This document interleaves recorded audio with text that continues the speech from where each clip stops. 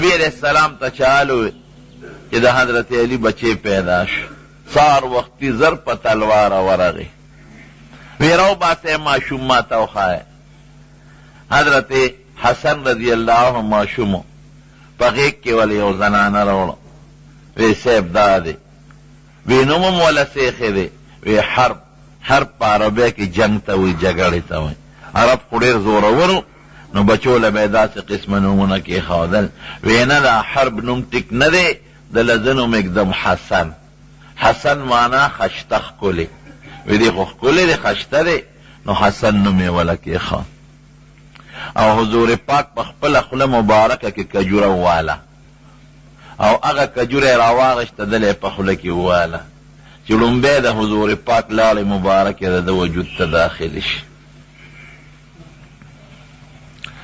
ورپسې 11 میاشتې پس بل ډول پیدا شو 11 میاشتې پس دی په رمضان کې پیدا شو هغه په شوق قدر کې شعبان کې پیدا شو یو بیبي و د حارث لور هغې خوب لیدلی و دی نه مخکې راغله حضور پاک له صاحب یو ډېر د خطرې خوب مې لیدلی دی درته یې ویلی نشم وی وایه ما ته ووایه څه خوب دی وی حضرت ډېر خطرناک دی وی ته خو وایه وی زه ناست وم او ستا نه چا دغه وخت یو ټوټه را پرې کړه او زما غېږ کې یې راوغورځول وی داسې خطرناک خوب مې لیدلی دی حضور پاک مسکې شو وی دا خو ډېر ښکلی او ښایسته خوب دی وی د فاطمې به بچی کېږي او ستا غېږ کې به یې څوک در غورځوي او ته به یې پالنه کې دا زما د غوښې ټوټه ده واقعي اقصې وشوه د حضرت فاطمې رضی الله عنها بل ماشوم شو 11 میاشتې پس د شوق قدر په میاشت کې هغه ماشوم یې د حارث دی لور نه ورکړه هغې به یې پرورش او پالنه کوله چې حضور پاک ته پته ولګېده نو زر بیا ورغې وی ماشوم راوالی حضور پاک دی خپل غیږ کې ونیو وی نومم وله څه کېښود هغه زوړ نوم یې وله بیا ایښی وی حرب نومم وله صاحب کېښود وی نه دی خو جنگ نه دی جګړه نه ده د لزه نوم اکدم حسین نوم یې وله کېښود حسن معنا ښکلی او حسین خشتوکي چې ورته موږ پښتو کې وایو تصغیر دی د حسن خشتوکي دا نومونه وله نبي علیه السلام کېښودل او د سره حضور پاک هغه چلو که غوږ کې وله بانګ وی په خپله مبارک د حضور پاک بانگ او اقامت لومبیره د غوږ ته داخل شو او په خوله مبارکه کې کجوره وروله او هغه د په خولې کې ورکړه دا سنت طریقه درونو چې کم معشوم پیدا شي ښکلي نوم به ولې ږدي بعضې خلک څخه خراب نومونه ږدي خراب نوم به قطعا نه ږدي او بعضې خلک د کافرو په نوم نومونه ږدي د کافرو په نوم به بچو له نه ږدي چې معنی ښکلي وي یا د پیغمبر نومې ګوره حضور پاک یو زوی د ابراهیم علیه السلام نوم کېښود ابراهیم بل قاسم نوم کېښود قاسم تقسیمونکي ته وایي تقسیم خو سخي سړی کوي بل طاهر نوم کېښود طاهر معنا پاک او طیب معنا پاک دا خشته نومونه نو یا د صحابو نومونه کېښودل پکار دي یا د پیغمبرانو یا د عالمانو او یا د نیکانو صالحانو خو په نوم کې د علماو سره مشوره کوي چې معنی غلطه نه ځکه بعضې خلک نوم کیدي او د هغې معنا ډېره غلطه وي د نوم یو اثر دی انسان ته رسېږي بهر کې یو صحابي نبی علیه السلام نه راغی وی ستا څه نوم دی وی زما حزن سختۍ ته وایي سختۍ ته وی دا نوم دی بدل کسته خو سهلې ستا خو خوی نرم دی سخت خونې ته یره د الله رسوله که ته پې نه خفه کېږي نو دا نوم راله پلار او مور یې ښودلي دا مې بدلېدو ته نه ډکېږي ډېره ښه ده د هغه نوسیر سعید ابن مسیب رحمه الله ډېر لوی جلیل القدر محدث دی وی افسوس چې زمونږ نیکه دا نوم بدل کړی وی څه خبه وه وی اقه سختي زمونږ د هغه په اولاد کې زمونږ په ټول خاندان کې پرته ده د نوم یو اثر وي نو نوم ښه نوم یې ښودل پکاري خشته ښکلې حضور پاک نه چې به څوک رالل او د نوم تپوس به یې ترې وکړه که نوم به یې خراب و زر به یې ورته بدل کړه او که نوم به یې ښه د برکت دعا به یې ورته وکړه نو دواړو له حضور پاک په خپل نومونه کېښودل، حسن خشتا او حسین خشتو کې، او دواړو له حضور پاک غیږ کې ونیول او خپلې لاړې وله خېټې ته داخلې کړې. اوس هم چې د چا بچی پیدا شي نو تاسو هم داسې کوئ، یو کجوره یا چواره دا یو عالم له لېږئ چې هغه په خوله کې ووایي، دا ګوټي چې ورته مو ووایي، او بیا هغه د ماشوم خوله کې اچوئ چې د دې عالم د دې نیک انسان لاړه د ماشوم دې خېټې ته ړومبی ور داخله شي، نو خدای به د دې ماشوم په وینه کې برکت پیدا کړي، او د هغه عالم د علم اثر به پکې الله پیدا کړي، او د هغه نیکي به له خدای پاک خولې ته وردن نه کړي. دا بهتره خبره ده. بیا حضور پاک دواړو له عقیقه کړې ده په 9 ورځ. 9 ورځ باندې عقیقه سنت ده. دا حضرت حسن رضی الله عنه د هغې هم کړې ده او د حضرت حسین رضی الله عنه هم کړې ده. عقیقه څه شی دی رونو؟ دا په 9 ورځ د ماشوم پکار د پیدایش د الک د پاره 2 ګډان او یا 2 چیلي، که ګډي وي نر وي او که ښځې وي، خو هغه ګډ او چیلي چې قرباني پې کېږي لکه د کالي د کال، او نقصان پکې نه، لکه څنګه چې د قربانۍ څاروي کې نقصان نه دی، کې به هم نقصان نه. او د جینۍ دپاره 1 ګډ یا 1 چیلي، او که وس یې نه کېږي نو مختصر بل څه خیرات دی وکړي. او دغه د عقیقې غوښه په خپله هم خوړی شي، په خپلو بچو هم خوړی شي، په مالدار هم خوړی شي او په غریب هم، او په خپلو رشته دارانو. دا یو خوشحالي ده، خلک حلال کړي او خپل دوستان رشته داران راوغواړي، او دا ماشوم دپاره دعا وکړي. دا په 9 ورځ پکار سر وله خریل پکاري چې سر وله وخورئ، او د سر د ویښتو سره چاندي وزن کې نو خیرات کې هغه بره چاندی روپۍ وي، اوس خو هغه نشته، نو هسې د لږ صدقه او خیرات وکړي. که هلک یو که جینۍ وي سر به وله خورئ او نوم دې وله کېږدي. نوم مخکې مې ښودی شي او په دغه ورځ او که په 9 ورځې دا کار ونه کړه نو بیا دې په 15 ورځ وکړي، که نه ورپسې 9 نو د هغې طریقه راته اسانه او ښیم. ماشوم مثلا د چهارشنبې په ورځ پیدا دی نو 9 راځي، د 9 په ورځ دې وکړي. که هغه 9 نی نو په بله 9 دې وکړي، که بله نی په بله 9 دې وکړي، که بله نی په بله 9 دې وکړي. ښه دا ده چې څومره زر وشي نو ښه ده. حضور پاک فرمایي وی چې د عقیقه وکړي او دا څاروی حلال شي، د نبي نه لاړه وی دې ماشوم باندې چې په مستقبل راتلونکې زمانه کې څومره تکلیفې او بیماری راځي، دې وینې سره د خدای پاک هغه ختموي. نو د حضرت حسن رضی الله عنه هم 2 ګډان حلال کړي، او د حضرت حسین رضی الله عنه په عقیقه کې هم 2 ګډان حلال کړل.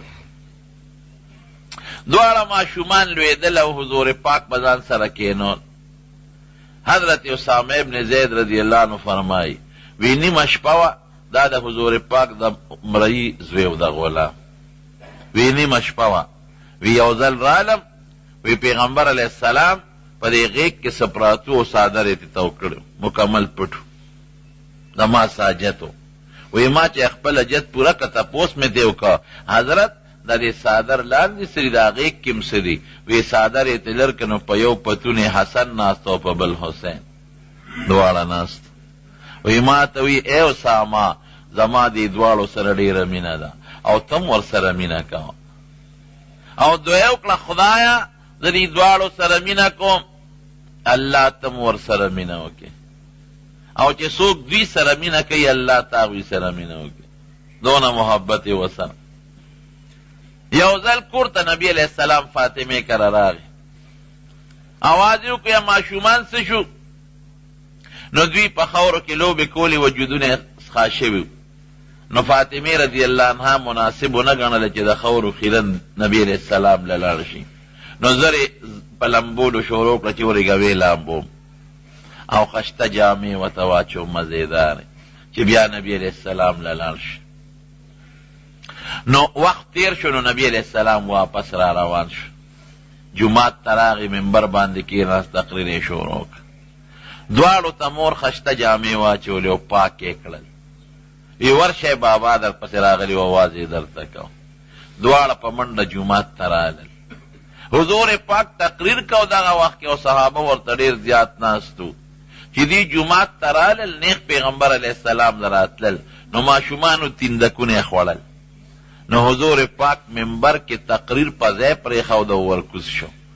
یو یې رونیو په دې یو رونې کېښو او بل یې رونیو په دې بل رونې کېنو او دیو فرمایل وی صدق الله، الله رښتیا ویلي دي، انما اموالکم و اولادکم فتنه، چې دا مال او بچی دا فتنه ده. وی دا دواړه را روانو او ما تقریر کو.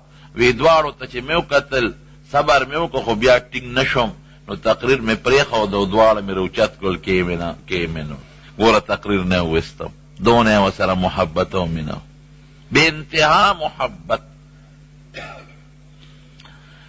حضور پاک مبارک یو ځل حضرت حسن را روانو په لاره چې را روان دی او د هغې انتهایي مینه وه د پیغمبر علیه السلام سره، مینه د دواړو طرفونه.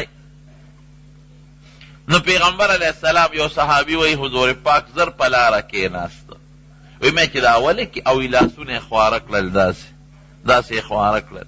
وی مې چې ولې کېناست؟ وی چې مې وکتل حضرت حسن را په منډه وی نبی علیہ السلام ځان ته راته رغاړه باس او سینې پورې ونیوه او چې کله به هم ځان ته راته رغاړه باسه هر یو بچی دا دعا به یې کوله چې یا الله زما ورسره مینه ده او خدای ته ورسره مینه وکړي. حضرت حذیفه ابن الیمان رضی الله عنه فرمایي وی یو ځل نبی علیہ السلام مبارک لرالم، وی حضرت حسن او حسین ورسره او یې ډېر زیات خوشحاله و پیغمبر علیه السلام. وی ما ورته وی د الله رسوله نن ډېر خوشحاله نه وی، ولې نه؟ وی دا یو فرشته د اسمان نه راکوز شوه او دې فرشتې د الله نه اجازت وغوښته چې ما ته اجازت وکړه زه ځم او په نبي علیه السلام یو سلام اچوم. د اجازت فرشتې بغیر د الله د اجازت نه حرکت نشي کولی. نو ما ته د اجازت وکړه چې د لاړ شم او په نبي علیه السلام یو سلام واچوم. نو الله ورته وی چې ښځه ډېره ښه د اجازت ته لاړ شه، سلام پې واچوه او یو خوشخبري م وله ورکه، یو زیری م ورکه. ته به سلام واچې او زما یو زیری ورکه، ادا چې ان فاطمه سیدة نساء اهل الجنه، فاطمه ما د جنت د ښځو سرداری. وان الحسن والحسين فاطمة سيدة نساء أهل الجنة والحسن والحسين سيدا شباب أهل الجنة، او حسن و حسین دا به د جنت د ځوانانو سردارانی. خپل سلام واچو زما دا زیری ولا یوسه وی ځکه ډېر زیات خوشحاله.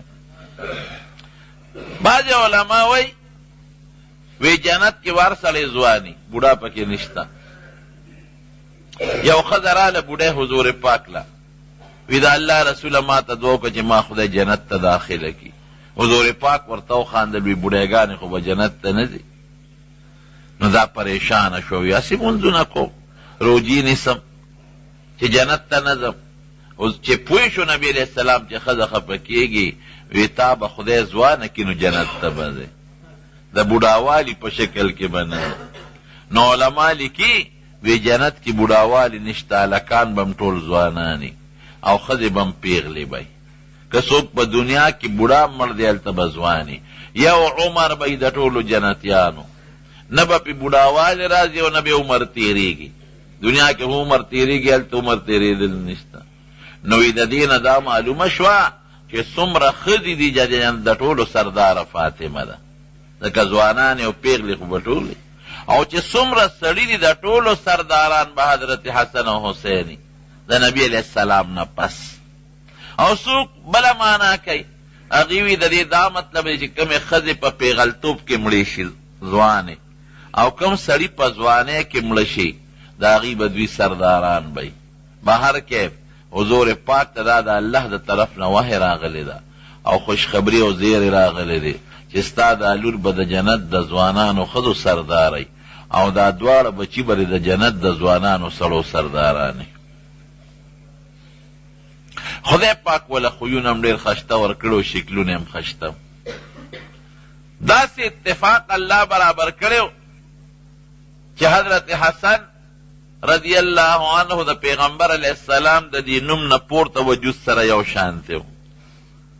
د پیغمبر علیه السلام مخ مبارک او د نبی علیه السلام سر مبارک او لاسونه تر نامه پورې وجود چې څنګه و حضرت حسن هغسې و. او د نوم نه لاندې تر د نوکانو پورې د پیغمبر علیه السلام د وجود سره حضرت حسین یو شانتی. بره نیم وجود حسن او لاندې وجود حضرت حسین دا وسره مشابه. د نبی علیہ السلام مبارک د زمانې نه پس یو ځل حضرت حسن رضی الله عنه او حضرت علی صاحب دواړه په لاره روانو. حضرت ابوبکر صدیق ولا په مخه ورغی. نو د ده خو دا شکل خو د حضور پاک په شانتې و، د مټې ونیوه. وی زما د قسم په خدای وي علي صاحب اوس ولاړ دی چې علي صاحب تا ته نه دی تللی، ستا په شان نه دی، د حضور پاک په شانتې دی. علي صاحب خندل. حضرت ابوبکر عمر فاروق رضی الله عنه هغه به هم ډېر زیات احترام کو. دوی کشران و لکانو. او بیا به حضرت عمر چې کم ځوانان و مشران و هغوی له تنخواګانې مقرر کړې وې ماهانه چې چا به جهاد کو. او دوی الکانو 5 زره درهم یو کس له ماهانه تنخوا مقرر کړه. یو کس ورته ووی وی صاحب دا خو الکان دي کشران دي، نو دا تا د قانون خلاف ورزي وکړه. وی چپ دا دي څوک تا ته څه پته لګي؟ دا هغه دي چې د حضور پاک دواړه ډېر زیات خوښ وو چې دي چاته محتاج نه. د حضرت عثمان رضی الله عنه زمانه کې دواړه بیا ځوانانو. کله چې باغیانو د حضرت عثمان رضی الله عنه نه ګیره وکړه او د حضرت عثمان رضی الله عنه د وجلو کوشش یې وکړ، نو حضرت حسن له پلار توره ورکړه. وی شابه د دې خلیفه امداد وکړه. وی څنګه وکړم بابا؟ وی بس دروازه کې ودرېږه چې څوک باغیان دنه دننه نشي. دروازه کې څوکۍ ته ولاړو. د حضرت عثمان رضی الله عنه څوکیداري کوله توره په لاس، هېڅ څوک یې نه پرېښودل. بهادر خو د حضور پاک ویناو او د حضرت علی رضی الله عنه ویناو. نو بیا باغیان د کوټې په شا ور ووړېدل. حضرت عثمان رضی الله عنه شهید کړ. نو علي صاحب د خپل بچی نه حسن صاحب نه سپېړه وویسته. وی تا ته ما نه وي چې حفاظت پکې؟ وی بابا زه خو دروازه کې ولاړم په بله څوک راته وشوي. بهر کیف صحابو د حضور پاک نه پس هم د دوی ډېر خیال ساتلی دی او ډېر زیات قدر یې وله کړی دی او د قدر خلک هم نو. یو ځل حضرت عمر رضی الله عنه په منبر ناست و دغسې. حضرت حسین رضی الله عنه ماشوم دی، راکوټی دی، ځکه د حضور پاک د وفات په وخت کې دی د 6 کالو 6 نیمو راکوټی. نو دی نیغ راغی او حضرت عمر یې د مټه ونیوه. وی راکوشه د ما د نیکه د منبر نه، دا د ما د نیکه منبر دی، زه د خپل پلار په منبر کښېنه. حضرت علی رضی الله عنه ورته بېشک دا ستا د نیکه او ستا د پلار منبر دی، زما د پلار منبر خو نشته واقعي. بې دم د لاسه که چې تقریر اخلاص که نو په غېږ کېږه او بار یې وویسته. وی بچې دا درته چا ویلي؟ هغه وی چا به لمسولي ځکه ماشوم دي زما ورسره څه دي؟ وی ما ته خو هېڅ چا همدا نه دي ویلي، په خپله رالم. بیا یې پرېښود، غېږ نه یې کوز کا. وی بچې چې کله دې ما ته حاجت یو څه کار دې پېښي ته هر وخت ماله راځه، تا ته به هېڅ نامنې نه، څه ټیم کې ته ماله راځې راتلی شئ. نو دې یو ورځ حضرت عمر رضی الله عنه له ورغې، څه حاجت یې وغې له ورغې. نو په لاره څوکیدار دروازه کې ولاړ. څوکیدار یې څوک و؟ زوی و عبدالله ابن عمر. او ورته وی څه کې؟ وی ستا بابا له ورځم، کار مې دی ورسره. وی هغه سره حضرت معاویه رضی الله عنه خبرې اترې کوي. وی لږ سات صبر وکړه. وی ډېره ښه ده. هغه حضرت معاویه رضی الله عنه سره خبرې وکړې. دی واپس شو، وخت پکې ډېر تېر شو. نو حضرت حسن رضی الله عنه حسین رضی الله عنه واپس شو. لار کې حضرت عمر څه وخت په مخه ورغی. وی بچې تا ته ما نه وي چې ما له راځه، ته ولې نه راځې؟ وی زه خو امیرالمؤمنین درغلی وم، خو ما ته ستا زوی وی چې دی معاویه صاحب سره خبرې کوي. وی ګوره ستا راتلل ما له د هغې خبرو نه ډېر بهتر چې راغلی زه به ډېر خوشحاله شوم. زما د قسم په خدای وي چې مونږ له د عزت خدای را کړی دا ستاسو په برکت، دا ستاسو د خاندان د برکت. چې ستاسو برکت نه وي زمونږ د عزت بنو، دا ستاسو د مخ. نو صحابو یې ډېر قدر به کو، ډېر زیات عزت به یې کو او ډېر احترام به یې کو. او ولې به یې نه کو؟ ځکه د حضور پاک انتهایی مینه وه ورسره او د حضور پاک خوښ و او ځان ته به یې را ترغاړه ایستل. دی چې کله ماشومانو جومات ته به رالل، نبی علیہ السلام ځان سره داسې بلد کړي و چې حضور پاک به په سجده پروت و، دی به وله په شا وروختل، په شا به یې ناست و. او حدیث پاک کې راځي چې تر هغې پورې به نبی علیہ السلام د سجدې نه سر نه پورته کو چې دی به ترې کوز نه شو. هسې نه زه سر پورته کم ده ونه غورځېږي. یو ځل دا یو ماشوم راغی او پیغمبر علیہ السلام په مانځه ولاړ دی او دی کوشش کوي ورخیږي. ماشومان خو نه پوهېږي چې ما واخله که نه.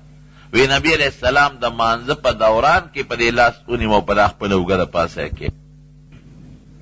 وی یو ځل نبی علیہ السلام مبارک حضرت حسین رضی اللہ عنہ په غېږ کې کېنولی او دې د پیغمبر علیہ السلام سره لوبې کوي. نو د لاس راغشتي دي او د پیغمبر علیہ السلام په دې ګیره کې وای. وی حضور پاک مبارک خپله جبه راوویسته او د حضرت حسین په خوله کې ورکړه او دې لګیا یې د پیغمبر علیہ السلام مبارکه جبه سټي.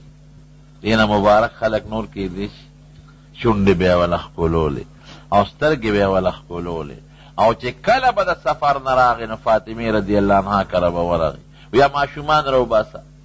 څه شوه ماشومان چې تر څو به نبی علیہ السلام دا ماشومان نو لیدلې نو هغې پورې پیغمبر علیہ السلام کور ته نه ته خوب به نه ورته.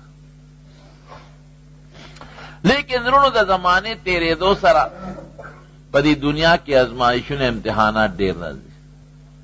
او د حضور پاک مبارک یو حدیث دی وی چې څوک په دنیا کې خدای ته څومره خوښ نو د دنیا تکلیفونه پې زیات راځي. اشد الناس بلاء الانبیاء، په سخت ازمایش په پیغمبرانو تیر شوی. حضرت ابراهیم علیہ السلام ته وګورئ څومره تکلیفونه، اور کې وغورځېد، د وطن نه وویستلی شو او ښځه او بچي په دشت و بیابان کې پرېښودل. حضرت موسی علیہ السلام ته وګوره، ماشوموالي کې دریاب ته وغورځولی شو او بیا سړی چې کله مړ شو نو مدین ته پیاده منډې وی او 10 کاله د شعیب علیہ السلام خدمت وکړ. حضرت عیسی علیہ السلام جون ته وګورئ، هغه جمدونی یهودیانو وجنو خدای پاک ته اسمان ته پورته کړ. حضرت ایوب علیہ السلام تکلیفونو ته وګورئ، د حضرت یونس علیہ السلام سختو ته وګورئ چې دریاب کې د کب ګیړې ته ورسېد. نو په پیغمبرانو اشد الناس بلاء الانبیاء ثم الامثل فالامثل، بیا چې پیغمبرانو ته څومره خلک نږدې وي هغومره تکالیف پې زیات راځي. دقه رنګې په نبي علیہ السلام یې څومره تکلیفونه، کله طائف ته ځه، کله خلک په کاڼ وله، کله مری کې ورته څادر اچوه او کله د خپل وطن نه مدینې شریفې ته هجرت کوه. دا څومره تکلیفونه دي. دارنګې صحابه کرام وایي څومره تکلیفونه تیر دي. نو په دې دواړو باندې هم سخت تکلیفونه تیر شوي. حضرت علی رضی الله عنه چې کله وفات شو، شهید شو، نو دې د هغه په ځای بادشاه شو. د حضرت معاویه رضی الله عنه د منځ کې یو جنگ کېدو والو، نو دې راغې د صلح وکړه. خلکو ورته وی جنگ نه کې یریږې، وی نه، زه د خپل نیکه یو پیشنګویي ښکاره کول غواړم. حضور پاک یو موقع باندې فرمایلی و، حضرت حسن ته داسې مخامخ وکتل، وی ان ابنی هذا سید، وی زما دا بچی سردار دی، ولعل الله یصلح به بین الفئتین العظیمتین من المسلمین، وی الله به د په لاس د مسلمانانو د دوو غټو ډلو په منځ کې جوړه کوي. وی زه د هغه خپل نیکه پیشنګویي پوره کوم. نو د حضرت معاویه رضی الله عنه سره یې جوړه وکړه پس شرطونو، او چې جوړه یې سینګ وکړه یو شرط پکې دا و چې 6 میاشتې به حضرت حسن رضی الله عنه بادشاهي او بیا به بادشاهي حضرت معاویه رضی الله عنه ته پاتې شي. په دې 6 میاشتو کې دننه د نردې او بیبي او جاده نوم یې هغې وله زهر ورکړل. د هغه زهرو د لاسه دی شهید شو. دا هم غټه ابتلا ده او امتحان او ازمایش دی. دویم رور چې دی حضرت حسین رضی الله عنه، هغه تاسو ته معلومه ده چې هغه سره څومره انتهایی ظلم او څونه زیاتې وشو. حضرت معاویه رضی الله عنه په خپل ژوند د خپل زوی دپاره بیعت واغه چې یزید دی، او دې زوی ته وصیت وکړي بچې د یو څیز نه یارېږم، یو څو کسان به ستا بیعت نه کوي، خلاف پدې کوي، په هغې کې به یو حضرت حسین وي، خو بچې ګورې ظلم به ورسره نه کوې، که کله ستا او د هغه منځ کې څه لانجه پېښه شوه نو ګورې عفوه به ورته کوې. پام کوه بچې، ورې خپله توره د پیغمبر د نوسو په وینه رنګ نه کې، دا به لوی نقصان شي. ډېره ښه معرکه داسې پېښه شوه چې د کوفې دا خلک دوی حضرت حسین رضی الله عنه ته سوال جوابونه ولېږل چې ته راشي، د خو بیعت ونه کوې نه کوم. هغه وخت کې د مدینې چې کوم ګورنر و والي هغه راغو حضرت حسین رضی الله عنه ورته وی بیعت بکې. نائب والی چې مروان نائب گورنر، هغه گورنر ته وی داسې وکړه په قلار کې نه ګورې دا حسین رضی الله عنه راغواړه که بیعت یې د یزید وکړه خو ډېره ښه ده، او که وی نه که ګورې مړی کا سر ته ووه. چې دی راغوت حضرت حسین رضی الله عنه ورته وی معاویه صاحب وفات شوی دی او یزید سره بیعت شوی دی، تم دې له راوستی چې ته دا بیعت وکړې. وی زه خو داسې بې سوچه بیعتونه نه کوم، ماله مقرره که زه به سوچ وکړم، صلاح به وکړم، بیا به سره ګورو. وی ډېره ښه ده. دی راووت. هغه مروان چې کوم نائب والي دی او ورته وایي ما راته چې څه ویلي و غلطي دې وکړه، در نه ووت، اوس به یې قابو نه کړی شي، بس چې بیعت یې نه کو سر به دې ته قلم کړی وي. چپ شه ظالمه، د پیغمبر علیه السلام نوسې زما په توره سر قلم کو، څه ګډې وډې وې. د کوفې خلکو پسې خطونه راولېږل، وی دلته راشه او مونږ به دې ملګري یو او مونږ به تا خلیفه کو. لاړ د کوفې خلکو په دوکه بوت، حقې د کوفې خلکو هلته شهید که په کربلا کې. اوږده قصه ده، هغه قصه درته نه کوم، خو یوازې دې نو 2 کسان د خاندان نبوت ګلونه ټول یې مړه کړل، شهیدان یې کړل. حضرت حسین رضی الله عنه ټول خاندان، 2 کسان، او ښځې پاتې شو، ماشومان پاتې شو، او باقي 2 کسان دا ټول دومره په بېدردۍ شهادتونه ورکړي دي، دومره په بېدردۍ چې مخامخ د فرات دریاب و د هغې اوبې پې بندې کړې وي. حضرت حسین رضی الله عنه ته ظالمانو وی د فرات د دریاب د اوبه سپي او خنزیران سکي او د پیغمبر په نوسي بندې دي، یو بندې نه درکړو. هغه قصه درته نه کوم، سخته قصه ده. ټول یې شهیدان کړل. او بیا چې کوم د کوفې ګورنر عبیدالله ابن زیاد سرونه یې ترې پرې کړل، هغه یې وړل. یو صحابي فرمایي وي زه په دې موقع ناست وم، وایي د حضرت حسین رضی الله عنه سر یې په یو خانک کې راوړه او دې عبیدالله ابن زیاد ته وي مخکې کېښود، وي ده سره یو چوکه وه، وی دې پوزه یې داسې رابروله، وی خلک وایي چې دې ښکلی دی، دې خو خشته نه دی. مې چې ظالمه مه کوه ظلم، زما دې په رب قسمي چې ما په خپله حضور پاک مبارک لیدلی دی چې دا شونډې او دا پوزه یې ښکل کړی ده. د دې وجودونه بغیر د سر نه او بې کفنه ښخ شوي دي، بې د سرونو نه. هغه عبیدالله ابن زیاد خدای بیا مردار که یو څو ورځې پس هغه سره داسې ظلم وشو چې د هغې نه ظلم خو نه سم کار ورسره وشو، هغې نه مې ظلم ووه. خدای پاک داسې کړل چې هغه کم خلک د حضرت حسین رضی الله عنه په شهادت کې شامل وو، په مرګ کې هغه ټول سر قلم شو، او د دمشق د جامع مسجد کې دا سرونه خواره واره پراتو. یو عالم لیکي او تابعي وی زه په خپله ولاړم دې سرونو ته مې کتل، وی دا گورنر عبیدالله ابن زیاد وی د سر پکې پروت و. وی خلکو چغې کړې جات جات دقه دې راله راله راله. وی مې چې دا څه شي یادوي چې راغله؟ وی چې مې وکتل یوه اجدها وه خلک تماشې ته ولاړ. دا اجدها راله او په دې سرونو ګرځېده را ګرځېده، یو سر یې کته بل. د دغې ګورنر عبیدالله ابن زیاد سپېمو ته ورننوته. وی دننه پکې ننوته، وی بیا راووته، بیا لاړه. وی بیا به راووته، وی بیا خلکو به بیا چغې کړې قد جاءت جاءت، هغه اجدها بیا راله. وی بیا به دغسې په سرونو کې ګرځېده او د عبیدالله ابن زیاد په دې سپېمو کې بدن نه لاړه. څو ځله وی دا اجدها ما وکته چې وته به او راتله به ورده په دې سپېمو کې بدن نه کېده. حضرت ام سلمه رضی الله عنها فرمایي دین اندازه ولګوئ دا کافي ده. وی ما پیغمبر علیه السلام په خوب کې ولید. دا عاشورې دا روز و د شهادت ښه، نن چې کومه ورځ ده. وی سر مبارک ببرو ببر سر او خورې و دوړې پیلوتې وې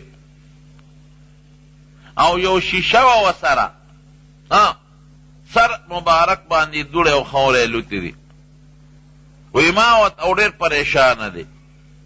ما په خوب کې ولید مې چې د الله رسوله ولې دومره پریشانه او دا تاسو به سر مبارک خو خورې لوتې وجود باندې دوړې دي. وی شهدت قتل الحسین آنفا، وی اوس د حسین قتل ته تلې وم هلته حاضر شوم، دا هغه ځای نه رالم.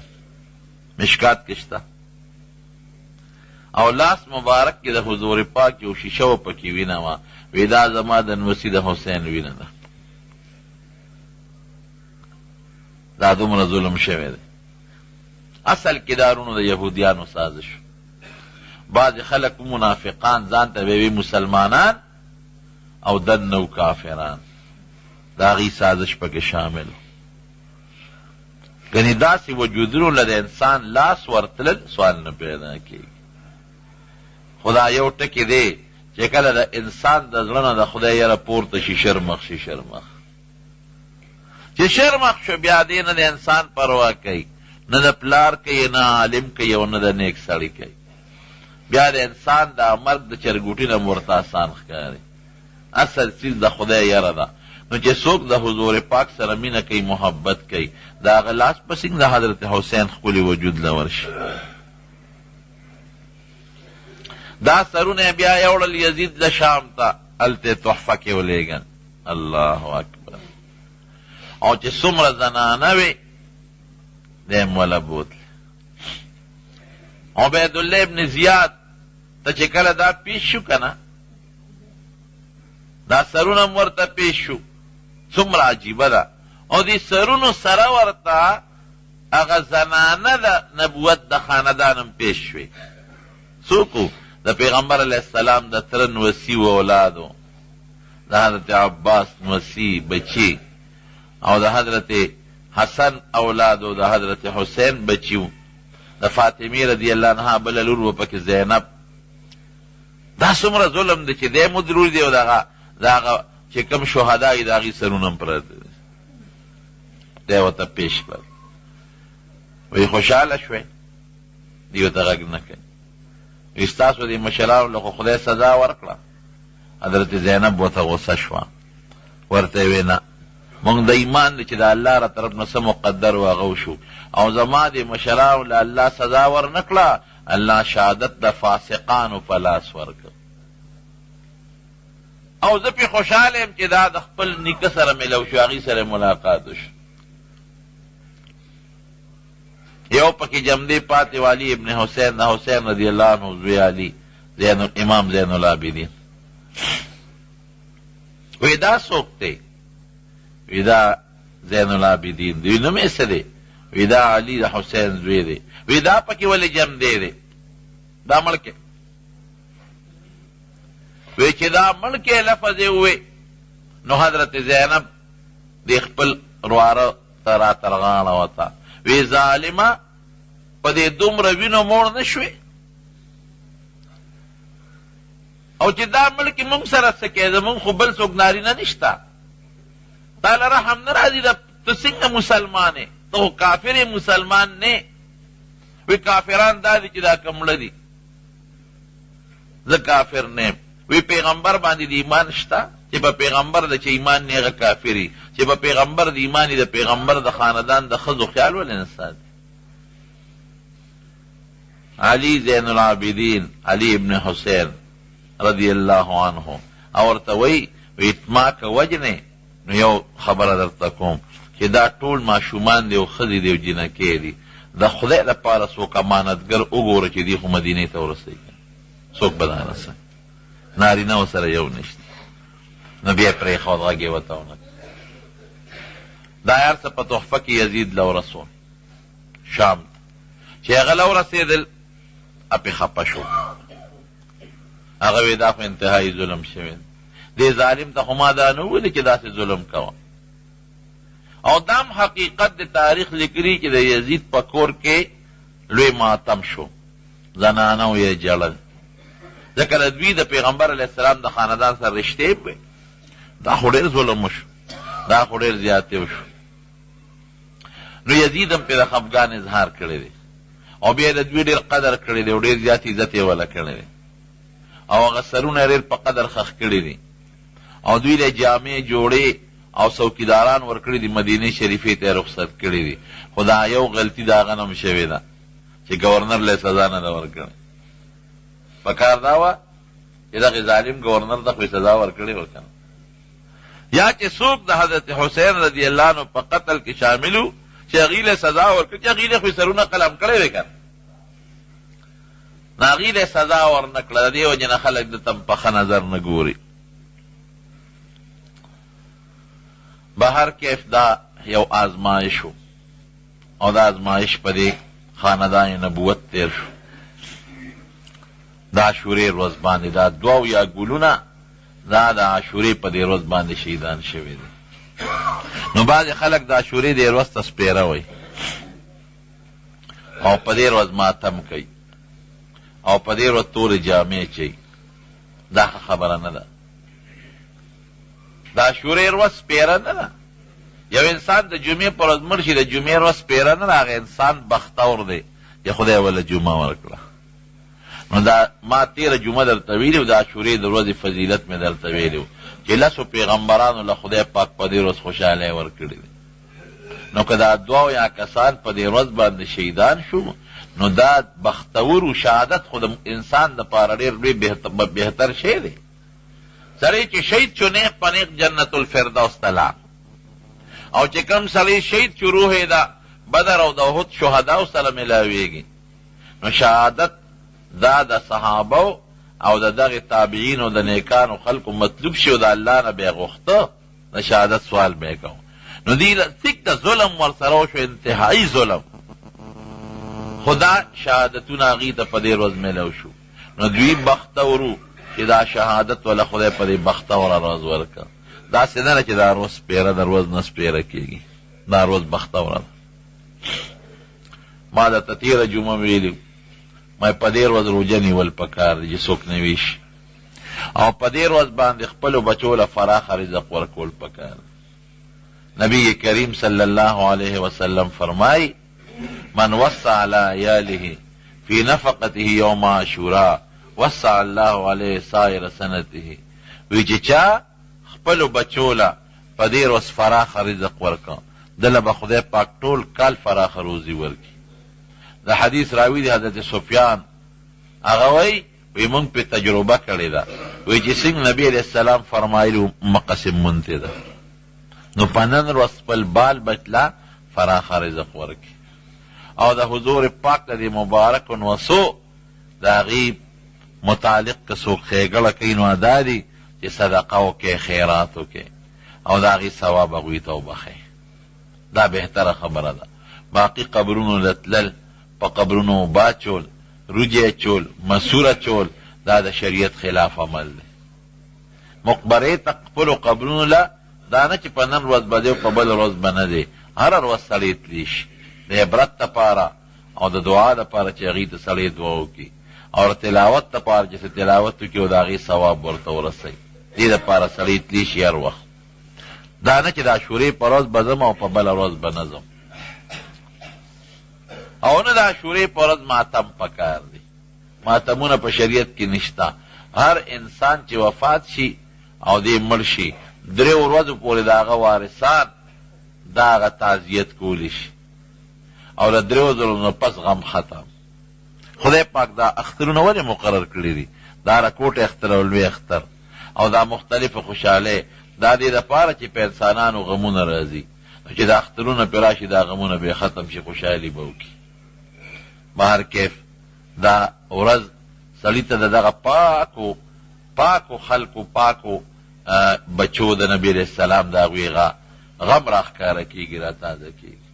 نو په هغې ماتم نه دی پکار، په هغې دا پکار چې سړي 2 رکعته نفل وکړي، د هغې ثواب ور وبخي.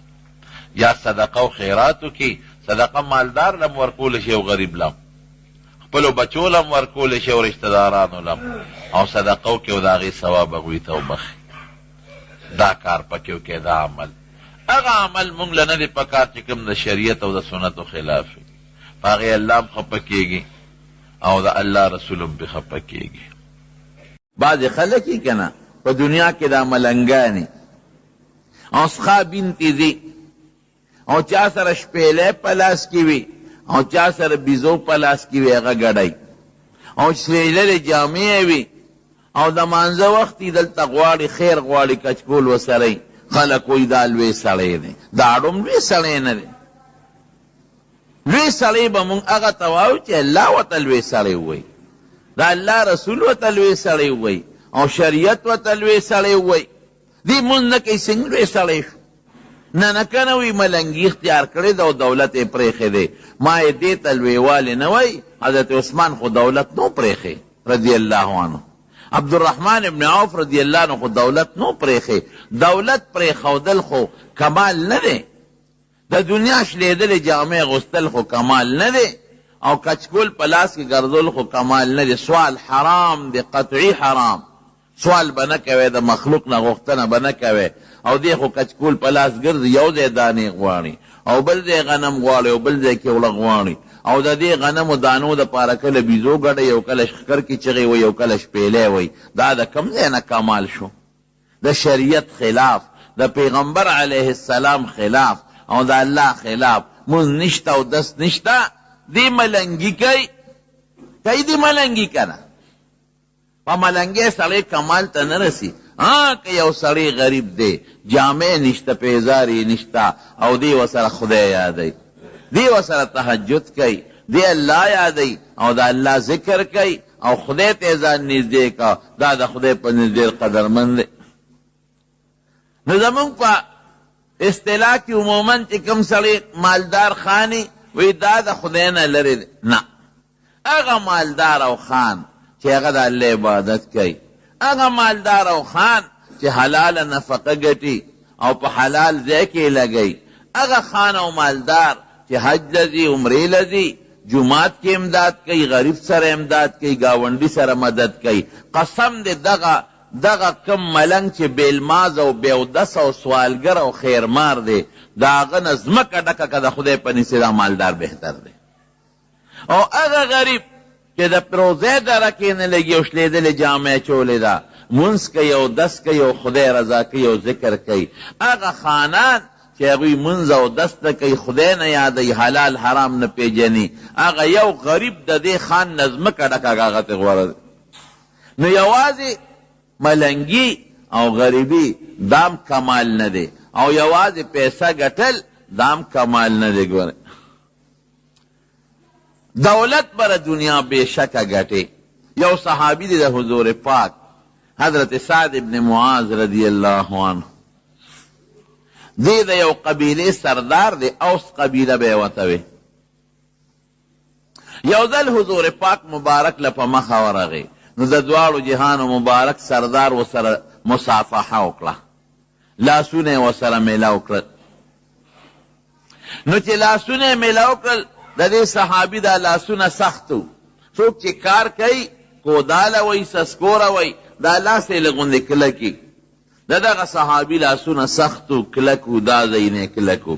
نو حضور پاک مبارک په پیش شو، وی سعد ابن معاذ، وی دا لاسونه خود سخت دی کلک دی دا ولی وی دا اللہ رسول بچوله پی محنت کوم او مزدوری کوم او نفقه پی گردم تسکور پیوام کودال پیوام چاری پی راکاگم لکه سختی حضور پاک مبارک داغاغ دوال لاسون رو چت کل او ورلی خکل کرل وی دا لاسون با جنت تزی نزان محنت او مزدوری حرام ندا کہ اوصلی کسب کئی طلب الکسب الحلال فریضتن طلب کسب الحلال نبی کریم صلی اللہ علیہ وسلم فرمائے طلب کسب الحلال دا حلال رزق طلب کول فریضت بعد الفریضہ دا دویم نمبر فرض دے ولی چی حلال رزقو نگت زان لا او بچولا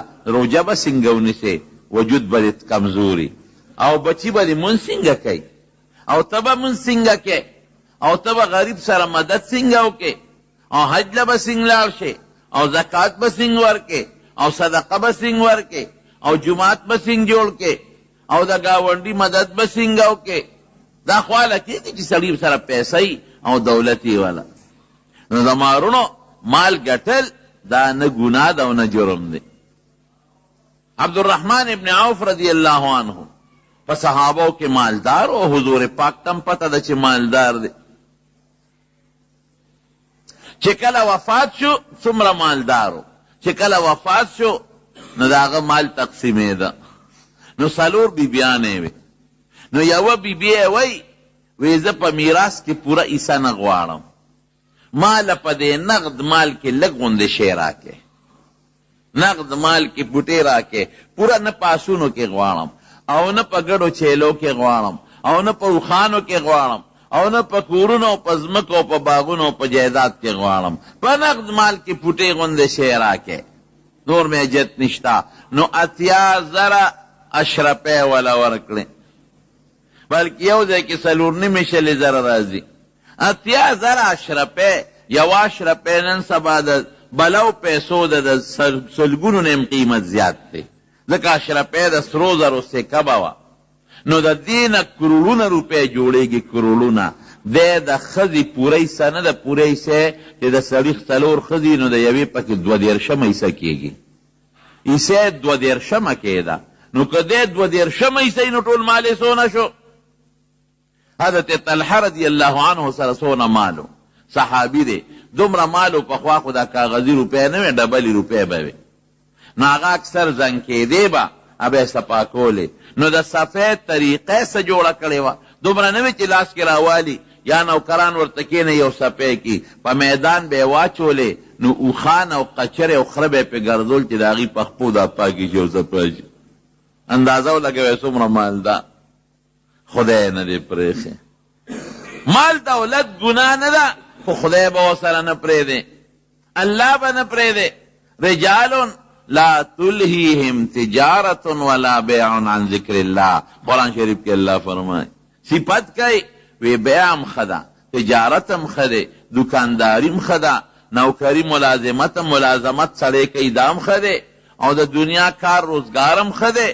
خوچے اللہ یہ نشی او کہ اللہ دیر کو صرف دا دنیا دے واغشتا نو حب الدنیا محبت دا دنیا بیا رأس کل خطیئہ دا ہر گناہ جرڑا دا جرڑا بنیاد دے بس دا سے محبت بنکے چھے اللہ پاتش کہ دنیا سر لکا دکان دے دے دا مانزہ و اخلاق ضربہ بن کی جماعت تبا من رکے ترگیب پکے نکے دوکہ بنکے اللہ برضا ساتے او کنت پدے کے دوکم کے حرامم کے او ورکے سپک او اخل درانا او دا مانزه و اخلاصی او گاکرانا خرابیگی نو دا اغا دنیا دا چه نبی کریم صلی اللہ علیہ وسلم دا اغا مین شو دنیا سر دا خیرت پا مقابلہ کے دا دنیا سر مین شو دا اللہ پا مقابلہ کے نو دا اغا دا چه وی حب الدنیا رأس کل خطیئہ وی دا دنیا مینا دا ہری گناہ بنیاد دی بنیاد دا اغا بنیاد شو اللہ حضرت سلیمان علیہ السلام یو ډیر لوی بادشاہ تیر شوی دی پیغمبرم او په دې دنیا باندې دا حکومتو یوازې په انسان نه په پیریانو حکومتو تاسو چې دیوان وته وای په دې پیریانو کې یو مضبوط قسم دی، ډېر کار کوي او په لږ وخت کې ډېر کار کولی شي. په هغې یې باقاعده حکومت پیریان او په انسانانو. او الله والا قرآن شریف کې الله فرمایي داسې ژبې ورکړې وې چې د دې حیواناتو په خبر هم پوهېده او د مارغانو په خبر هم پوهېده او د میږو په خبر هم پوهېده. دا والا الله یو طاقت ورکړی او په هغه زمانه کې چې څومره دنیا وه او څومره خلکو په ټولو د پاسې حکومت و. الله نه سوال کړی رب هب لی ملکا لا ینبغي لاحد من بعدي، الله داسې بادشاهي راکړي چې زما نه پس تر قیامته پورې دا بادشاهي بل چاله ممکنه نی، مناسب نی، ممکنه نی د بل چا ډوینه. یو ځل حضور پاک مبارک صحابه کرامو ته فرمایل وی بیګا یو پیری راغی وی اور یې راوړو زما مخې ته یې وغورځاو. وی ما کلک ونیوه، وی ما وی د جومات د ستن پورې تړم چې سبا دا ماشومان او ښځې ورته وګورې دا واړه و پورې لوبې وکړي.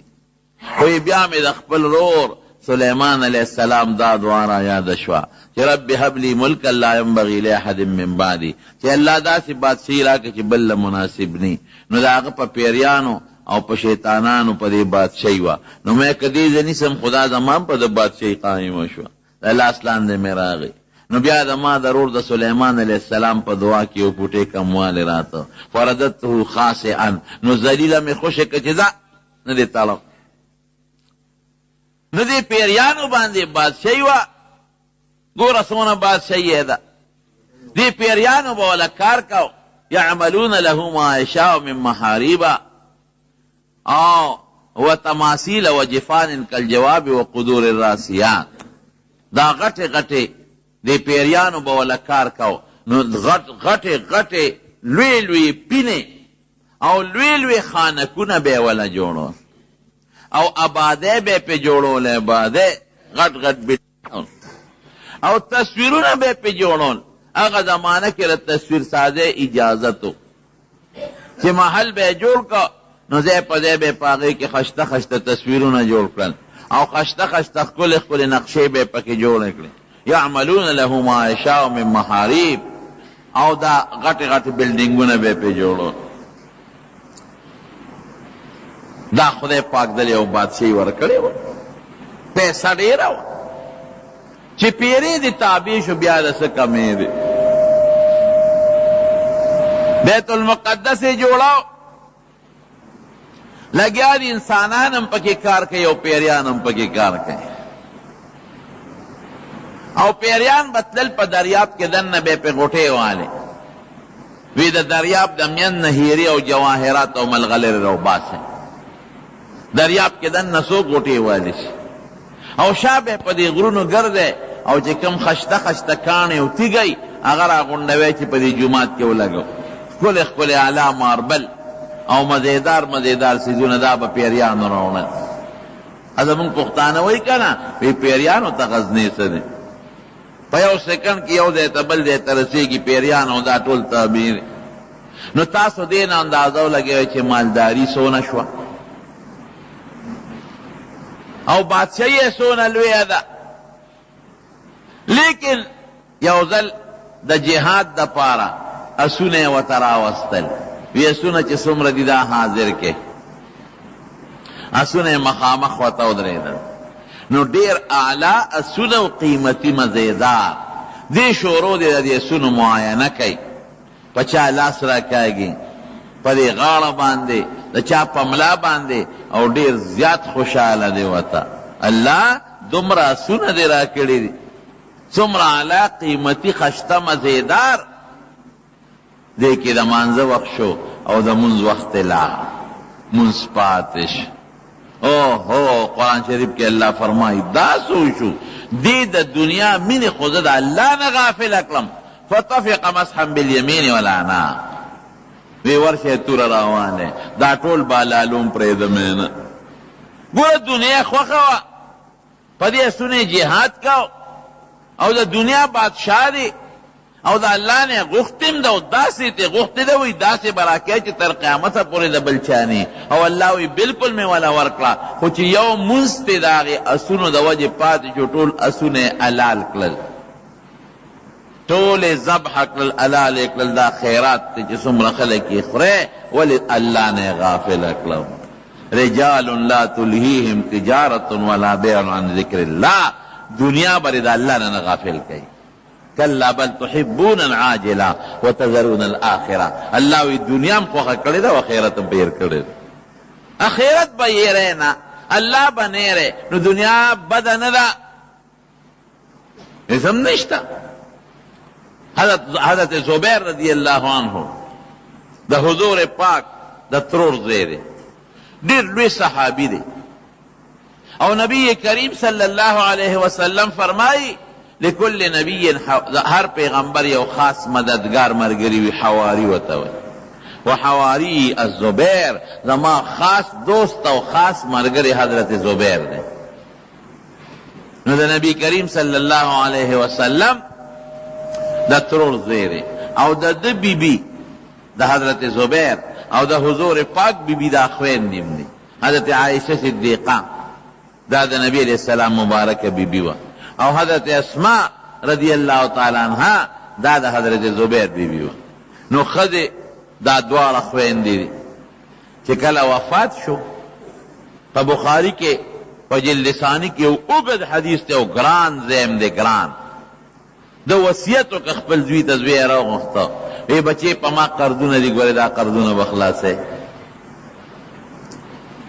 2 لکا درہم قرضو پہ 2 لکا درہم دیر قیمتی وی دا بخلاص ہے وی دی اب دیرہ خدا سنور وصیتو نے مقلت نو چے اگا مالو نے قیمت کرل نو 2 لکا کم 6 کروڑ درہم مالی وخطا 2 لکا کم 6 کروڑ درہم چننتی اربون روپے جوڑے گی نو مال گٹل او مال جمع کل حرام نش خدای با سر نہ پرے دے اللہ نہ بغفلت نہ کے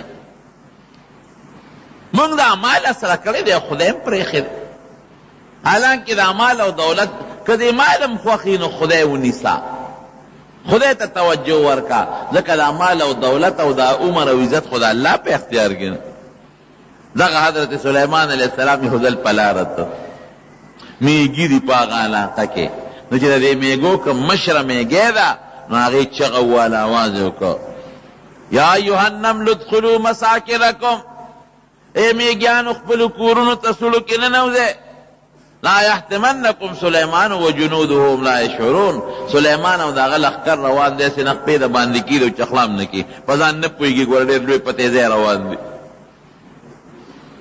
فتبسم ضاحكا من قولها چکل سلیمان علیہ السلام اخود میگو پا آواز پویدا او پا خبر پویدا آواز ووریدا نو وی خندل مسکیشو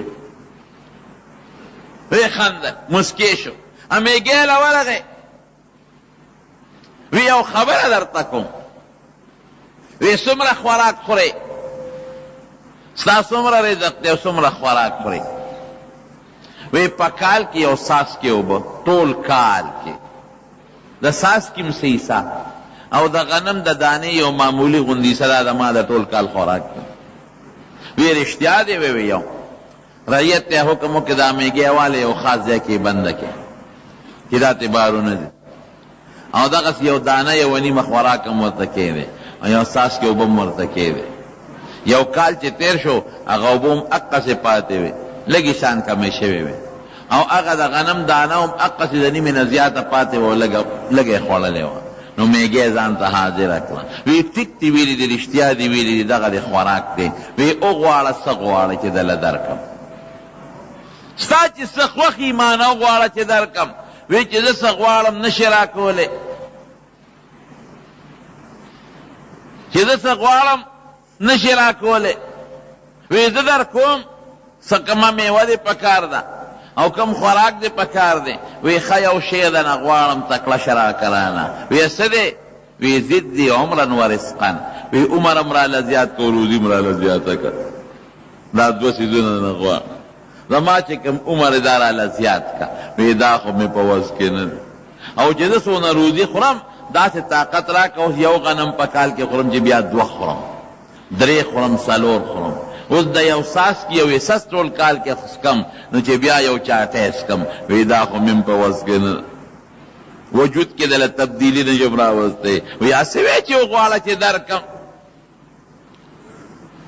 یو ځلې الله ته سوال وکړه الله ډېر لوی مال او دولت ته را کړی دی زه ستا دې ټول مخلوق له ډوډۍ کوم نشي کولی نه ما ته خو الله تا طاقت را کړی دی یو کال دپاره اجازت راوی نشي کولی وی یو میاشت له اجازت راوی نشي ورکولی وی یو هفتې له اجازت راوی نشي ورکولی یوې ورځې له خو راوی بلکل نشي کولی الله درخواست کوم یو ټیم له اجازت راکړه زه ورکوم یو وخت له وی ښځه درمې فوراً پیریانو ته انسانانو ته حکم شروع چې د الله نه مې اجازت غوښتې دی او د الله مخلوق له ډوډۍ ورکوم او چې څومره شاړې ځمکې دي دې کې کرونده وکړې چې کوم کې غنمي غنم وکرئ او جوار پکې وکرئ مثلا هغه زمانه کې چې د خوراک څه څیزونه ګیاګانې مو کرئ سبزی مو کرئ ټماټر هر شی وکرئ میوې مو کرئ پیریان دیوان لګیا دي او الله تعالی ولا هر شی تابع کړی او هوا تابع وه هوا چې تابع شو وریځ به هم درته را پیدا کوي او باران به هم درته ورېږي هر ټوله دنیا زرغونه شو او د دریاب په غاړه د الله په حکم یو لوی ځای کې د هر سره جمع کړل پیریان دیوان لګیا دي انسانان هم لګیا دي رشې جوړې شوې رشې هلته حیوانانو لم خوراک ورکوي د هغې ګیاګانې هم را جمع شوې او دا پیریان دیوان په دې غرونو او په دې ځنګلو کې ګرځي او د هغې ځای نه میوې را غونډوي داسې علاقې دي چې هغه هم د میوو ډکې دي خو د انسان لاس ورته نه رسي لکه د افریقې او د یورپ دا ځنګلې او د غرونو دا سرونه قسم قسم میوې به یې پکې خو مونږ هغې ته نه رسېدی شو نه ورته انسان رسېدی شي دا پیریان لګیا دي د هغه ځای نه دا سیوان او مڼې او قسم قسم څیزونه دي را غونډوي او راوړي او دا ګیاګانې م راوړي او دا خوراکونه دي د دریاب په غاړه د دنیا یو لوی ځای دی هغه میدانونه ډک شو هوا تابع د هغه پې د پاسه چلیږي یخه هوا چلیږي چې دا خوراکونه سخانه شي وریځ پې د پاسه ولاړه ده چې نور پې نه لګي چې هر څه جمع کړل او د ده خپل خیال دا دی چې الله خو وایي چې ته یو وخت هم خورا ډوډۍ نشي ورکولی مخلوق له رزق دا ما دومره مال جمع کړه چې دا ټول مخلوق ورته ونښلي په کلونو کې هم نشي خلاصولی میږي دي څونه به تې خوري کبان دي څونه به تې خوري انسانان دي څونه به تې خوري او دا ټول حیوانات را جمع کنو چې ونښلي ورته نو څونه به تې خوري او هغه زمانه کې مخلوق هم دوره نولا چې اوس څونه مخلوق دی په یو خاص علاقه کې مخلوق اوسېده دومره خور نو الله د مشورې نه بغیر پیغمبر کار نه کوي الله سره مشوره وکړه الله د چا نه شروع کوم وی د دریاب د دې حیواناتو نه مخکې شروع وی دا به څنګه راځي وی ته ول آواز ورکړه زه به آواز دې ټولو ته ور ورسوم او ټول به راشي حضرت سلیمان علیه السلام ول آواز ورکړه ای د دریاب کبانو حیواناتو چې دریاب کې څومره یې ټول زما میلمانه یې د الله په حکم ټول راشه د دریاب په غاړه مې قسم قسم څیزونه درته ښودي دي چې د چا پکې کم شیخ وخې خوله راوچته کې واخلی دی چې اواز یې وکړه یو کب راغی او خولې یې راوچته کړه د دریاب یو کب او دا جامې لکه د قینچي په شان دی یو سر یې د رشې په یو طرف کې کېښود او بل یې په بل طرف کې کېښود او چې دواړه یې راغونډې کړې چې څه موجود و ټول یې الواق تېر کړل هر څه ختم اګایا میوې خوراکونه غوښې چې څه ټول په یو جامه کې یو کلب سره هر څه تېر کړل ژوند یې پې ونه و هر څه ختم حق دک سلیمان علیه السلام سره د وزیرانو په تخت شاهي ناست او تماشې ته خوشحاله دی چې مال خو ډېر دی او دا خو په کلونو کې هم نه خلاصېږي او سره د وزیرانو د دې نایبانو او شورا ممبرانو د پارلیمنټ دا ټول ورسره ناست دي چې شی هر څه هغه او هغه کب او خولې وازه کړه سلیمان علیه السلام ورته ویل اخو تا هر څه ټول خلاص کړل یو الواق سره دې هر څه خلاص کړل دا دې څو کړل کب ورته وی ښه مېلمه ته څوک دا خبرې کوي چې دې نه شوه راکولی نو دا غوښتم دی ولې مېلمه ته اوس یو مېلمه راولې او ډوډۍ ورته کېدې ډوډۍ خلاصه کړي او ورته ویې ټوله ډوډۍ دې خلاصه کړه او مېلمه وي درې بېعزتۍ لره اوس دی چې دې نه شوه راکولی نو دا خبرې دې راته ولې کوي مېلمه ته څوک دا خبرې کوي نو خدای ته وګوره مېلمه هم دا لوبې کوي دونه خوراک مېلمه خوري مېلمه هم څه خو بویه که نه د مکه مکرمه کې د حاجیانو ته ضیوف الرحمن وایي د الله مېلمانه د الله مېلمانه بس دې ځای په دې بورډونه ګولې چې ضیوف الرحمن د حاجیان چې دا د الله مېلمانه دي نو د حاجیان بعضې چې هلته راشي نخرې مخرې ډېرې کوي بیا دی نشه غوندې شي چې مونږ خو د الله مېلمانه یو دا سر داسې لږ اوچت وړي مونږ خو چې د الله مېلمانه یو نا کولر نه اوبه هم کله توی کي ګیلاس هم بې ځایه وغورځئ مونږ د الله مېلمانه یو نو یو حاجي صاحب هغه کولر نه اوبه راغېښتې و په پایکه مې د بر نه یې راوړو ټول کولر یې په قالین د پاسه په مکه مکرمه کې ورتوی کړ قالین یې مو لړه او ټول میدان هم لون شو خادمانو را منډې کړې نو هغه یو خادم ورته غوسه کېده چې ټول کولر د زمزم دی نیکبخته واړه او ټول قالین دې مولړه او ټول ځای دې مولړه دا دې څه وکړل نو هغه بل خادم هغه یو ته وایي وی مه د الله مېلمه دی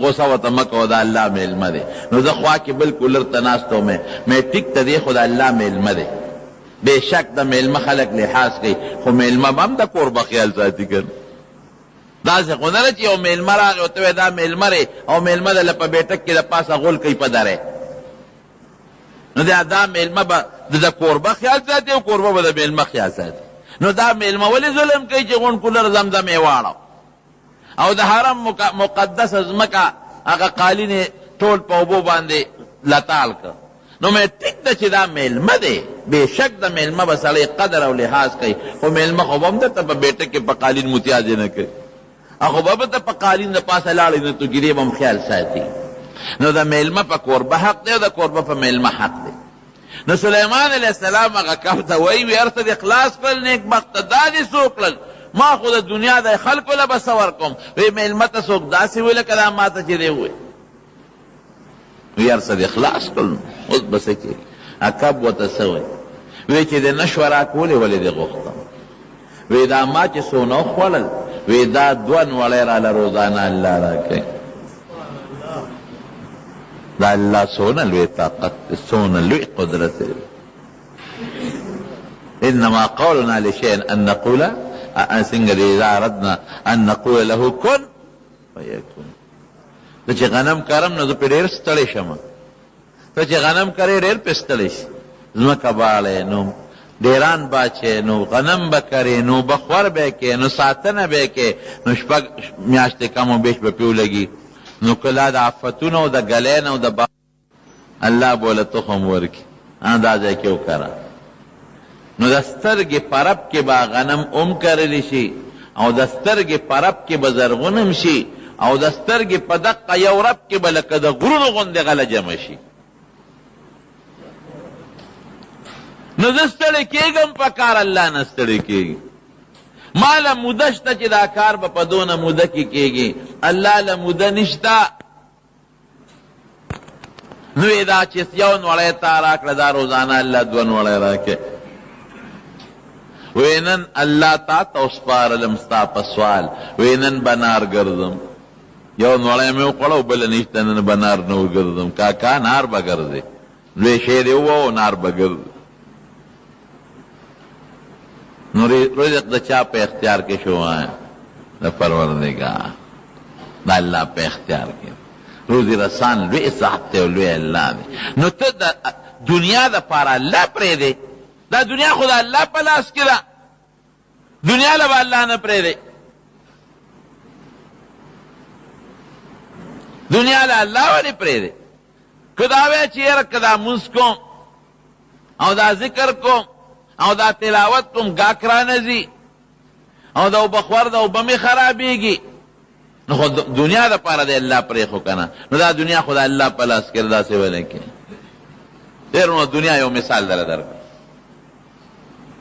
یو بادشاہ یو سڑی توے وی زما یو باغ دیر خشتا باغو دا بادشاہ دیر علا قیمتی او دا اغی باغ پا ہر طرف کی میوے وی دا باغ سلور گٹونا دی سلور والا دا میوو ڈک دی یو نوکر توی دا سیو کا جلال شاش کرے والا او مال پا دے باغ کے آلہ میور آغن ڈکا چی کم تا تخکل اخکاری او کم خشتا میوی پا دے باغ کے آمال آغن ڈکا خو گوری یو خبر در تکم چی دا باغ پا کم ایسا یو دل تیر شوی دوبارہ بوتا نرازے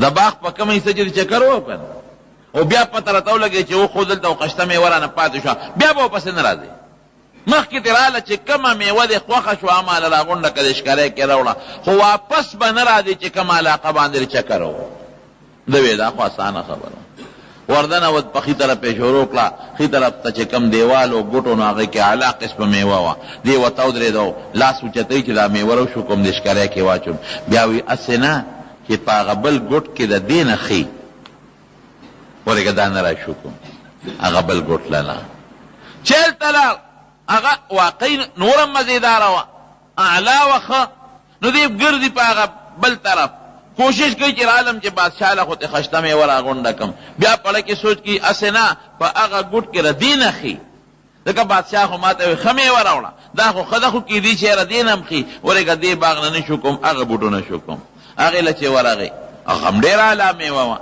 دا بیاش کرے زان تیار کا بیاو یر بادشاہ خوی خمی ورا اوڑا اسنا پا اغا بل گوٹ کی ردین خی دا نشکم اغی لازم چی بل گوٹ لور اغی اغا تشتورو پکی او میوام نوا اسم پکی حق دک ادرین اس بسکو ما تا خو بادشاوی میور اوڑا خو میوان ما خو خی میوی پریخو دی پا دی سوچ چی دل تبا خی دل تنبا التخی التنبا دل تخی او بادشاہ را باندې شرطم لگو لے چی پا کما باقی او دل تیر شوی دوبارہ با نور دی نو نہ دے گوٹ تا واپس لیشم څوکیداران ولاړ دي ناغه تت لیشم نو دلتا نو تش تور تشش کرے دا باغ نہ وت دقر دنیا مثال دی نن روس پمارا لا زم لک خیری سبب عبادت کو نن پریدوانی مزگار سبب خوت ځان مزگار کم یہ سبار ودراشی یرت پریدو نن سبب د دې قضا منذر ممرا گردوم کا خیری او سبب خی عبادت کو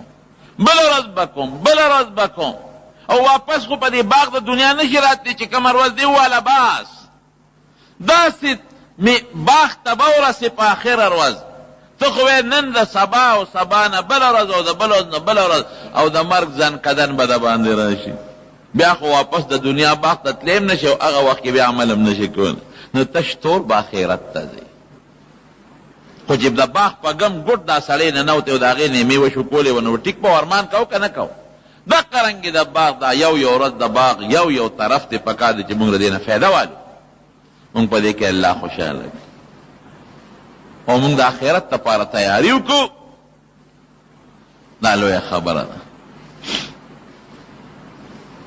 کم مال او دولت تی خدای در کدا غین دا آخرت گٹا والا اللہ پی خوشحال لگا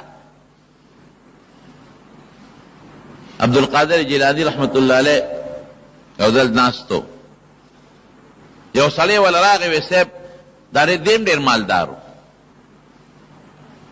وی دا جیلانی چی ورطوی دا اصل کی گیلان دے گیلانی دے دا پا دے دا کی بغداد کے و پا دے عراق علاقہ کے و خار دے و عرب خو گاف نشی استعمالو لین آغا گاف تا اگوی جیم وی آغی جیلانی وطوی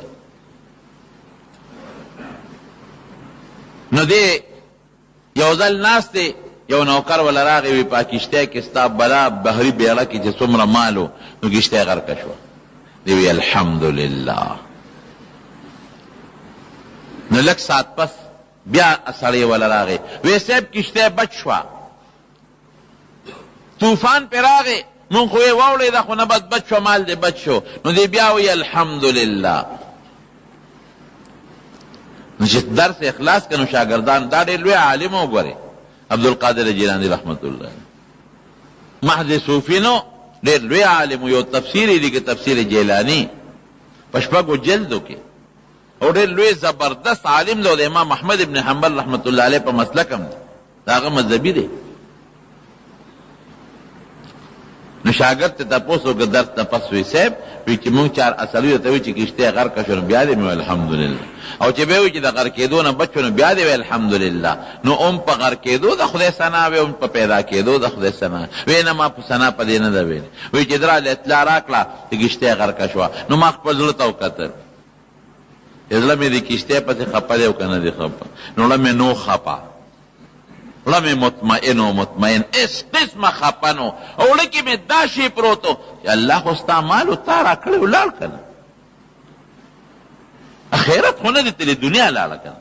اخرت تلال نو دا طبیعي ده د انسان دپاره، نو ما نه خو اخرت نه تللی، ما نه خو دنیا لاړه، او دا دنیا را کړې تا او تا را واغېسته، نو ما پکې څه دي؟ اوس ما سره یو څادر د چا امانت پروت دی او ما له هغه سړی راغی هغه څادر یې رانه پورته کړ، نو زه پې اوس ولې خفه کېږم؟ خو پردي شی و راغ را کړی یو او ما تې څه موده فایده واغېسته، واپس یې رانه واغېسته، خبره خلاصه شوه. نو لکې مې سوچ وکړه نو خفه واپسې نو ما وی چې الله دا مال خو تا را کړی او تا رانه لکې مې دا پروت او دا مال تا را کړی دا مال خو تا واغېسته، نو زما پکې څه دي؟ ولې خفه کېږم؟ نو ما په دې د الله حمد وی چې شکر دی خدای چې زما زړه کې دې شي پسې خفګان نشته، حمد شکریه ده الله. وی چې بیا هغه هلک راغی او یې راته وی چې هغه د مال کشته بچ شوه د اړېدلو نه او مال دې محفوظ شو، نو بیا ما خپل زړه ته وکتل، چې زړه ته مې وکتل نو زړه کې مې څه خوشحالي نه وه په کشته بچ کېدو. ما وی خو واقعي د دنیا د اعمال خو د ډول او زیب و زینت دی، که غرق وه نو ښه به وه سړیه د څوکۍ نه او د سوچونو فکرونو به اخلاصم، او دا اوس را پیدا شو نو دا اوس بیا به سوچ او فکر کوم د دې زکات او د دې خیرات او صدقه ده، دا بس کم دی اقدم او څوکیداري او څه. نو لکې مې اړو دا سوچ ورپسې نو په دې پیدا کېدو مې په زړه کې اړو څه خوشحالي رانله، اړو فکر رانه مې الحمدلله خدای چې زړه مې هغه طرف ته متوجه نه. ګوره مسلمان به داسې کمال ولا راضي هم به د الله حمد ادا کوي، کمال ته دي هم به د الله حمد ادا کوي. مال راغی بس خوشحالي ده خبره ده د الله حمد ادا کا، که لال وی در څوکۍ نه اخلاص شو اس اخلاصه ده. یو ځل دې په خپله یو واقعه ده ذکر مې وکړو، یو واقعه درته وی دې خپله یو واقعه وی د کلي نه ووتم، طالبي مې کوله، علم مې زده کوم. وی دریاب په غاړه دجلې په دریاب روان یم زم لاړم یو ځای کې یو استاد نه مې علم زده کوم، وی پیسې را سره خلاصې شوې، نو پیاده سفر یې کلي ته وطن ته خو واپس نشم راتلی، نو وی هلته کې د دریاب په غاړه یو بوټی و د میوې، نو وی زه به تلم هغې نه به مې یو میوه راوشکوله، په هغې به مې خپله ګزاره کوله، او کله به مې د هغې پاڼې راواغېستې په خوله کې به مې وچوپلې، په هغې به مې خپله ګزاره کوله، او اوبه مې راغېستې بس او مې څښلې نو. وی یو ځل لاړم، وی چې ورغلم نو وی هغه میوه د ما نه مخکې چا شکولې وه، وی اوږې رالم واپس نار نه وریم، واپس رالم، چې واپس رالم جومات ته ننوتم وګېم، وی دې کې یو سړی راغی جومات ته راننوت، یو میلمه، او یو غټه کاسه وه سره د خوراک ډکه ده، غټه کاسه ده، هغه د دې پولو او د چرګانو د دې خوراکونو ډکه ده. وی چې دې راغی او هغه بینې په مو لګېده، نو زما ورته سترګې نیغې کړې، زه خو وږې ومه، سړي زه ولیدم چې دې خوراک ته مو کتل، خو هغه د جومات یو ګوټ کې کېناسته وه خوراک خوري، او ما ته اواز راکړه چې ملګري راځه ما سره ډوډۍ وخوره. وی ما وی چېره بس تمه دې وکړه ورځم نه، مې چې نه بس مهرباني، خو داسې ومه چې نوړی هغه اوچته یي او په خوله کې لاړې ورته زما راځي، شون پې هغه وی او په خوله کې ورته لاړې زما راځي، خو ټینګ شومه، هغه بیا راته وی چې راشه ما سره ډوډۍ وخوره، مې چې نه خورم. وی په هغه باندې وی پېښ شو چې دا سړی څه ضد نیولی دی او نور خیړه کېږي، وګې را پاسېد او قسم یې راکړه چې ستا دې قسم یې چې ډوډۍ به را سره خورې. وی ور پاسېدم، وی ډوډۍ مو سره شروع کړو، چې ډوډۍ مې شروع کړله، وی ما ورته چې مېلمه ته څوک یو د کم نه نه رالې؟ وی یاره زه خو د جیلان یم، او یو بوډۍ ښځه ده هغې رالېږلې مه چې زما زوی دی علاقه کې ورشه د علم طلب پسې وتر عبدالقادر نوم دی عبدالقادر جیلاني او رالې 12 روپۍ راکړې چې دا به هغه له ورسوې. نو هغه هلک پسې وګرځېدم خو پیدا مې نه کړ. نو ډېر اوږې شوم نو د 9 روپۍ مې دا خوراک ځان له واخلي چې زه دا به اوس وخورم نو زه به کلي ته ځم واپس چې مول خو شم که نه. عبدالقادر جیلاني رحمت الله علیه وایي مې چې هغه هلک خو زه یم ګوره روزي به خدای درکوي. د دنیا یو مثال دی. یو سړی وایي جومات ته راننوت. په دې جومات کې د 4 ګوټونو کې 4 کسان ولاړ دي. یو هغه ګوټ کې ولاړ دی، یو هلته ولاړ دی، یو هلته ولاړ دی، یو هلته ولاړ دی، خپل عبادت کوي. نو یو جینۍ راننوته و، هغه جینۍ سره یو کاسه ده او خشته ښکلې جینۍ ده او یو کاسه ورسره ده او په هغې کې غوښې دي او هډوکي دي پکې او سامان دی. د یو هلک له ورغې هغه ورته هډو ګوري نه او دې ورته کاسه دقسې نیولې چې دې نه څه وخوره. هغه ورته بلکل ګوري نه، نظر ورته نه کوي. کله ورته دا جینۍ مخکې تاوي، کله یو طرف ته کله بل طرف ته منت ورته کوي چې خدای دپاره ما دا راوړې ده او ته مهرباني وکړه دې نه خوراک وکړه. هېڅ کتل ورته نه کوي. اخره کې چې ډېر منت زاري ورته وکړه نو هغه سړي د هغې نه یو هډوکې راواغېسته، هغه هلک او ویې خوړه او چې هډوکې یې راواغېسته نو دا جینۍ پرې په دې مخ وویشته. بیا او دا هلک وایي چې زه ورته اوس نیغ ګورم چې مخ ورخ کې راته زه ناست یم او لاړی غله. پکار دا چې دا خوانچه دې نوم بیا ماله راوړې وه او په دې سوچ کې مه چې هغې نه خوري اوس بیا ماله راوړي، ځکه ته انکار کوي او راضي کوي یې ماله بیا راوړي. خو یې ماله نه راځي، زه ورته نیغ ګورم چې اوس په ما بیا رحم راشي او ماله به راوړي. او چې هغه هډوکې رالي دا ښځه پې ولي چې بل هډوکې اوسګارئ بیا پې دا ښځه ولي. بیا وی زه نیغ داسې لږ ورنږدې شوم چې ماله بیا ورسره وړي. وی زه یې په ځای پرېښودم، هغه بل له لاړه جینۍ. وی چې بل له لاړه وی هغه هم هغه ورته هډو ګوري، نه خوراک ته ګوري نه دې جینۍ ته ګوري. او دا جینۍ لګیا ده هغه راضي کوي چې دا دې لږ وخوره که نه شابه ډېر ښه خوراک دی او ته مهرباني وکړه خوراک دې وکړه. خو چې ډېر یې مجبور کړه نو هغې هم دا چل شروع کړه. هغه بل هلک چې هډوکې به یې راغېسته غوښه به یې ترې خوړه نو په هډوکې به یې دا جینۍ ویشته. وی زه ورته هسې لږ نور هم نږدې شوم چې دا ماله ولې نه راځي، هغې ته نه خوري او دی په زور رضا کوي او زما وتړه شوې دي ماله. وی خیره 3 لم ورغې 4 لم. وی اخره کې ماله جینۍ راله. وی چې ماله راله وی زه خو ته اوږې مومه. وی ما ته وی چې خوره که نه. نو ما وی چې د دې ځای به دا رواج وي نو چې نه به خوري او په زور به رضا کوي. نو ما داسې خوا دې خوا کړي. ما ته چې خوره که خورې ډکېږي خوره ګنې زم ده نه، ته خورې وخوره ډکېږي نو وخوره او که نه خورې زه دنه لاړمه نخرې دې شروع کړي، کله یو خوا ګورې او کله بل خوا ګورې. مې چې واقعي که دا جینۍ ورته خورم بس. نو ما یو هډوکې راواغېستو. وایي چې راوامې غوښه مې ته وخوړه نو ما ویل به دا رواج وي چې خوراک خورې نو په هډوکې به هغه انسان وړي. نو وایي هغه هډوکې مې اوچت کړه او دا جینۍ مې پرې مخ وویشته. وایي چې په مخ مې وویشته وي هغې هغه کاسه کېښود او په ما د پاسه راونښته. خدای دې بې خو باسه، زه ما دله ډوډۍ راوړو ته ما په هډوکې ولې دا څه کوې. وی ما ته وایي چې زه څه خبر وم چې دا بره د علاقې رواج یې هغې دا چل کو نو ما هم دا چل شروع کوي. خدای دې بې خو باسه د دنیا ما. جینۍ راته وایي د دنیا ما دا 4 واړه ما نه خفه دي رضا کومې نه رضا کېږي او ته خو هغه ځای نه دې شیش ورته اخیستی و او خولې نه دې ورته لاړې بېدلې. ستا رضا کولو تاجز دي ده که خورې خوراک ډکېږي ډک شی ګنې برابروم دی. حقیقت هم دا دی ګوره الدنیا ملعونه. نبی کریم صلی الله علیه وسلم فرمایي هغه دنیا چې سړي نه آخرت یاري دا وایي د خدای نه ډېره زیاته لرې ده. لعن عبد الدرهم والدینار. نبی علیه السلام فرمایي چې کم سړی دا پیسو پسې نښتې دی والله یېر دی او کمبل پسې نښتې دی او مال پسې نښتې دی دا وایي په درې د خدای لعنتي. نو 2 قسمه دنیا مې بیان کړه. ما درته وایي دنیا ګټل، د دنیا مال جمع کول، وخان اغېشتل، لسونه اغېشتل، ځان له کور جوړول، ځان له جایداد، دا منع نه دي، حرام نه دي.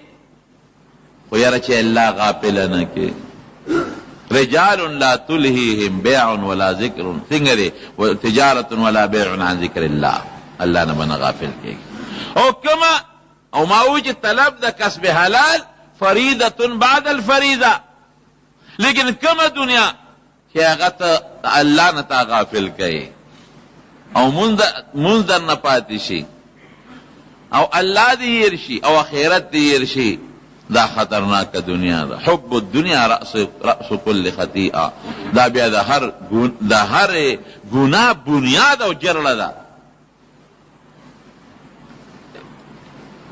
قرآن حکیم کې الله فرمایي کلا بل تحبون العاجله وتذرون الاخره وی تاسو اخرت پریخې دی او دنیا ته متوجه یې بس نو که معمولی تکلیف در ترازی نو نه چغې جوړې کړې بیا که خپلې خوږ شي نو نه بیا چغې جوړې کړې که معمولی بیماری در باندې راغله نو بیا دې چغې جوړې کړې ولې دا شی دی خوښ دی که نه جانه د خوښې چیز دي نو بیا ورپسې خپئ او که اخرت ته خوښي او مقصد د اخرتي د دنیا کړه د دنیا په تکلیف به بیا خفګان نه کوي بیا خو هغه مقصد دی کنه الله مقصد دی نو دنیا کې چې اوسېږي تجارت بم کې ګټه بم کې دکانداری بم کې او د دنیا کسب بم کې بچو له حلاله نفقه بم ګټي هیڅ قسمه ممنوع نه دي ما د ډېرو صحابو مثالونه درته درکړل لیکن الله به نه یېرو خپل مونځ به نه پرېږدو خپل ذکر به نه پرېږدو او خپل عبادت به نه پرېږدو